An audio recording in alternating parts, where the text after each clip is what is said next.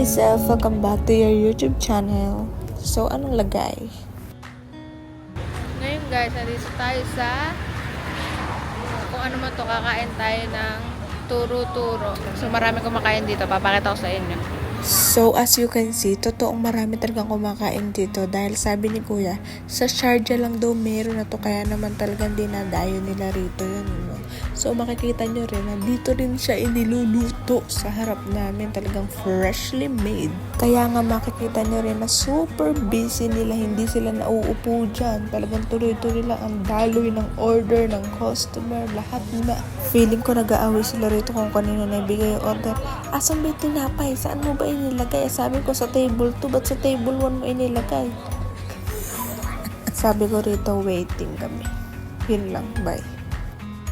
So, dito ibinigay na yung panghimagas namin, yung sibuyas, yung lentil, yung lettuce, at yung, hindi ko alam po anong dahon yun. Basta mga dahon siya. Tapos tininin may pamangking kong kagigising lang. Guys, pangalawang kain ko na talaga rito ay nagustuhan ko yung chicken na nakaturok. Basta yung chicken yung nagustuhan ko more than beef. Ewan ko ba, masarap talaga yung chicken nila dito. So, dito isinerve na yung chicken and beef na ihaw-ihaw. So, yung beef is yung dark, yung white yun yung chicken, malamang.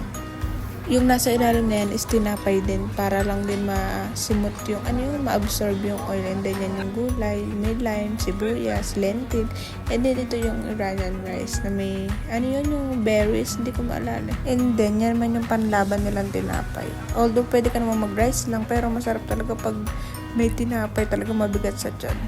Yeah. Balon mo nga. Kasi binados. Nilagyan ng lentil.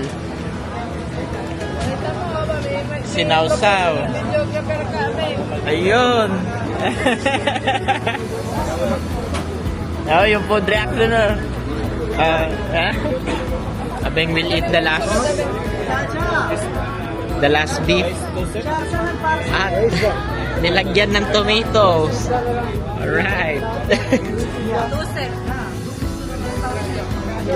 Hey. Fried chicken. Fried stick chicken. Fried stick chicken. Extra. Very good. Okay. At dito ko natatapusin yung video kasi may naghihintay na rin dyan sa amin. So, pauwi na rin kami niyan.